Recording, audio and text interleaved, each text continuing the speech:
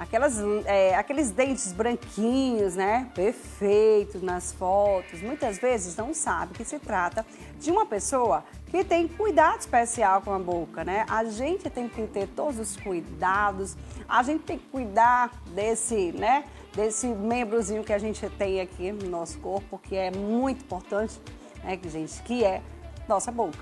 E quando se trata, né, de pessoas fumantes, né, os cuidados devem ser redobrados. O odontologista, Dr. Luiz Veras, ele é meu convidado de hoje. A gente vai falar um pouquinho sobre fumantes e lentes de contato dental. Qual que é a relação entre ambos, né?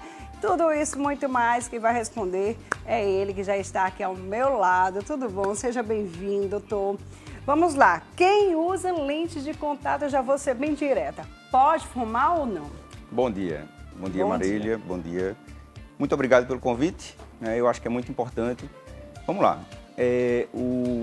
O cigarro, ele vai trazer uma série de consequências para o meio bucal como um todo. Certo. E aí, uma dessas consequências é o manchamento, é o amarelamento, o envelhecimento do aspecto do dente.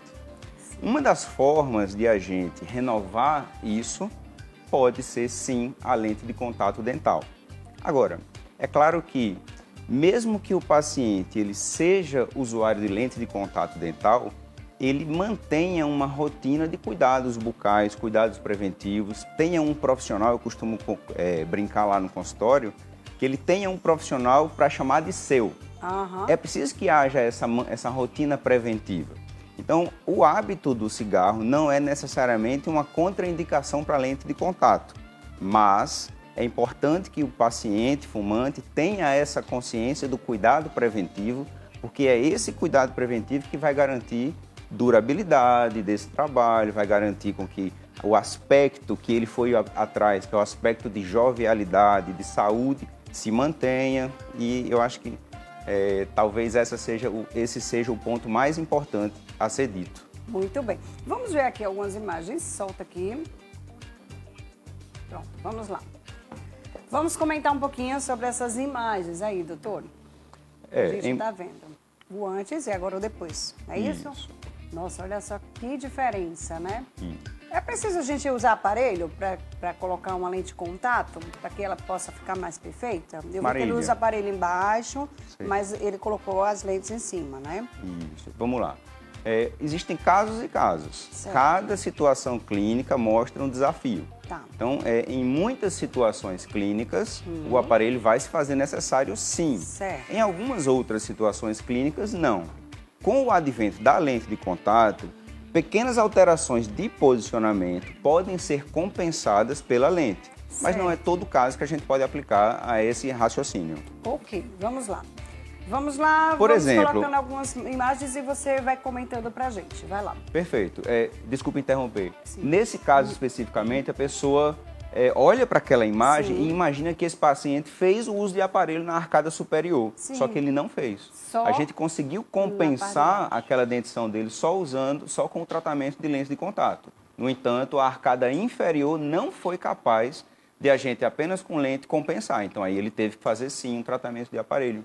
Me diga uma coisa, tem que se fazer um desgaste para usar essa lente de contato? Aqui foi feito algum tipo de desgaste, doutor? Excelente pergunta. Os dentes já eram assim mesmo? Não, aí os dentes já eram assim, tá certo? Então já tinha esses afastamentozinhos. Perfeito. Essa foi a condição inicial que o paciente chegou pra gente. Muita gente já tem os dentes meio afastados, já fica mais fácil, né? Fica até melhor. Perfeito, Maria. É isso? Porque tem aquela folga, né? Como dizem. Se a gente imaginar que a lente de contato é uma estrutura que a gente vai colocar sobre os dentes, se o paciente já tem muito volume, a gente vai ter que reduzir volume para poder vir. Embora a evolução da técnica está permitindo com que esse volume seja cada vez mais fino. Para te dar um exemplo, na década de 90, a técnica usava lentes com 1,5 mm de espessura. Sim. Hoje, esse tipo de trabalho a gente consegue fazer com 0,3, 0,4 milímetro. O que é que significa isso? Você imaginar 1 milímetro dividido por 3 é muito pouco. Então, esse é o volume que a gente coloca sobre a superfície do dente. Por isso que cada vez mais o tratamento tem se tornado menos invasivo, menos agressivo. Agora, é importante dizer que cada caso tem a sua especificidade e precisa ser avaliado pelo profissional experiente. Muito bom. Agora sim, há alimentos que devem ser evitados. Vinho, nem pensar, vinho tinto, Você digamos tá se assim, porque a gente já vai logo no vinho, porque muita gente gosta de um vinhozinho. Que tipo de alimentos que tenha corantes, alimentos mais duros? Marília, quando o paciente está com a lente de contato dental, ele está com porcelanas. Certo. A porcelana, ela tem um manchamento, ela vai manchar menos do que o próprio dente. E o dente, por sua vez, vai manchar menos do que uma resina, Certo. uma resina estética. Cada vez mais as resinas estéticas estão evoluindo para a gente ter uma superfície que manche menos. Mas, quando a gente faz esse comparativo, as lentes elas mancham bem menos do que o próprio dente. Então, isso não é necessariamente uma preocupação, tá? Inclusive, talvez, uma das coisas que as pessoas mais se preocupam é com quebra, fratura, soltura. E, na verdade, esse não é o principal problema da lente de contato. Qual que é? O principal problema da lente de contato é o mesmo que aflige uma dentição comum, que seria hábitos não funcionais. Por exemplo, quem range dente, quem rói unha. Da mesma forma que você vai trazer prejuízo ao seu dente, você pode trazer prejuízo à lente. Hábitos inadequados de higiene. Então, da mesma forma que você vai levar uma periodontite ou gengivite, da mesma forma que você vai levar uma cárie, você com certeza vai trazer algum prejuízo para a lente. Então, mais uma vez, o cuidado preventivo se mostrando como super importante no processo de manutenção, seja de quem não tem tratamento com lente, seja de quem tem o tratamento com lente. E no caso de pessoas que têm bruxismo, que a maioria das pessoas hoje, né, dizem que tem bruxismo, né? E aí, como é que faz então?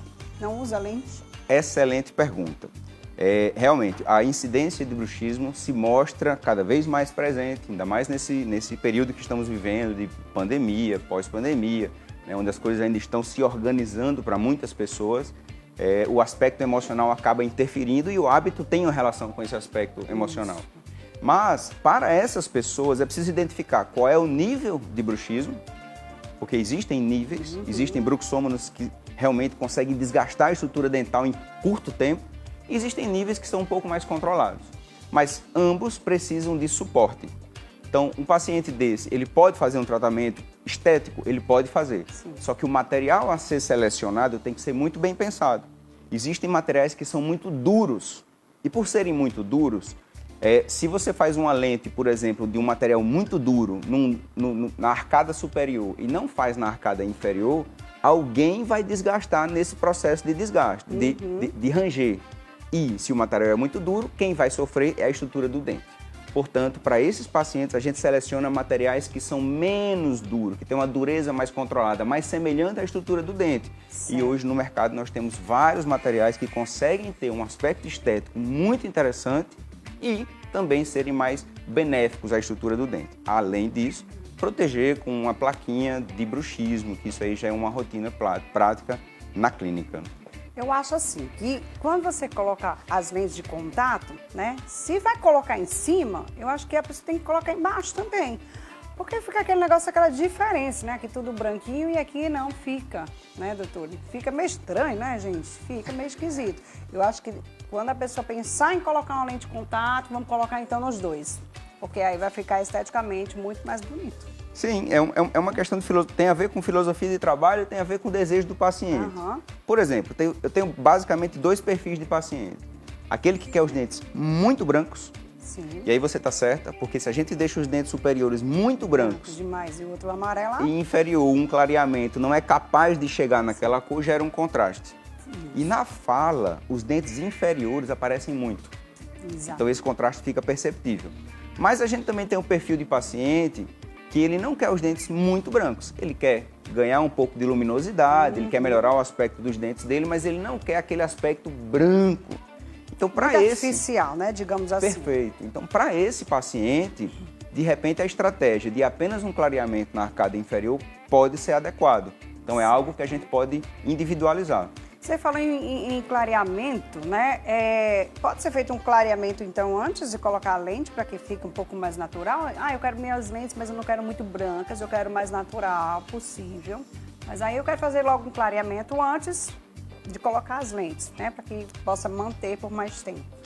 Pode ser feito um clareamento. Ou vai ficar muito, sei lá, muito fragilizado, fica muito sensível, se fizer dessa forma? Vou responder.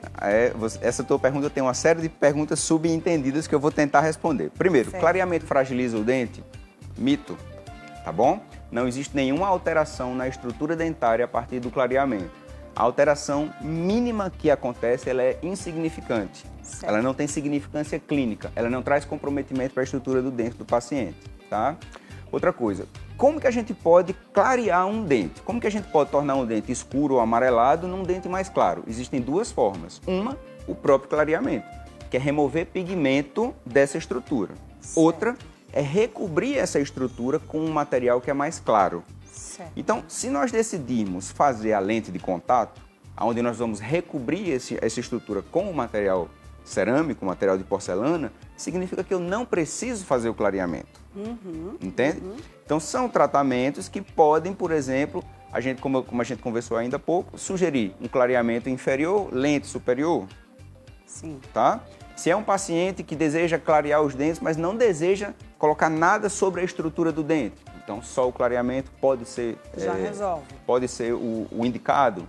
Então, volto a dizer, a gente lá no nosso consultório gosta de trabalhar muito com individualização. A gente não gosta de receita de bolo. Certo. Então, eu tenho casos belíssimos onde a gente entregou sorrisos lindos com apenas 2 lentes, Certo. com 4 lentes, com 6 lentes, sem nenhuma lente. Então, Como tudo assim? é uma questão. Sem nenhuma lente, né? Sem nenhuma lente, porque pode fazer um clareamento, outro tipo de procedimento, né, doutor? Perfeito. Tudo depende do diagnóstico. O caso que a gente viu aqui na tela, por exemplo, já era um caso onde a indicação precisa era lente. Verdade. Porque o nível de alterações que existiam já era muito grande, tá? Muito, nossa, muito. E ficou perfeito. Olha o sorriso, gente. Já muda, né? Perfeito. Já muda, gente. Dá outra vida. Da outra vida. Vai arranjar um monte de mulher se não for casado. Viu? Então perceba, se eu fizer apenas um clareamento aqui, eu não consigo resolver o problema de mau posicionamento, de proporção dental, não é verdade? Agora sim, olha só, gente, fica muito perfeito. Me diga uma coisa, como é que é colado isso? É com cola? É com laser? É como, doutor? Fico curiosa para saber, gente. Como que cola essas lentezinhas no dente, né? Como é que é isso? Tem um material específico? Tem um protocolo específico que vem sendo desenvolvido pela odontologia nos últimos 30 anos. Atualmente nós temos protocolos extremamente seguros, capazes de a gente indicar um procedimento de lente de contato, por exemplo, para um jovem de 16, 17, 18 anos, desde que tenha indicação, de modo que a gente não esteja criando para aquele jovem um problema que ele vai ter que lidar com aquilo ao longo da sua vida. Agora, por favor, Marília, para que não seja mal interpretado, tudo depende de indicação, tá bom? A gente vê muito algumas pessoas que já têm o sorriso muito bonito fazendo o tratamento de lente de contato, quando, na verdade, a gente poderia, de repente, manter aquele sorriso bonito, de repente, com um clareamento, pequenos retoques em resina composta, resina estética, a gente dá um up naquele sorriso, mas não necessariamente indicar uma lente de contato. Então, eu gosto muito de falar isso com o nosso paciente. Às vezes eu recebo pacientes que dizem, vim fazer 10 lentes de contato com o senhor. Às vezes nem precisa, né? Tá com um sorriso bonito, só dá uma melhoradinha ali, já fica outra coisa, né, doutor? De repente, a grande característica do nosso trabalho lá é essa individualização. É a gente primar pela saúde e pela individualização do caso. Não existe receita de bolo. O estudo que a gente faz de cada sorriso que aparece lá é um estudo profundo, baseado em fotografias, baseado em vídeos e tudo mais. E aí, desse jeito, a gente tem alcançado resultados excelentes e mantido aí saúde bucal para todos os pacientes que nos procuram. Que maravilha, viu? E quem quiser procurar, você procura onde? Deixa aí já tudo aí direitinho. Claro. Como é que faz? O nosso consultório fica no Ecomedical, né, no 9º andar. E talvez o canal de contato mais fácil seja hoje o Instagram, né? Nós temos lá. Com certeza. Hoje Instagram, né? Redes sociais, gente, é tudo. É tudo, sim. Até porque é lá onde a gente vê o trabalho do profissional, é lá onde a gente se encanta. Nossa, gostei, o trabalho dele é fantástico.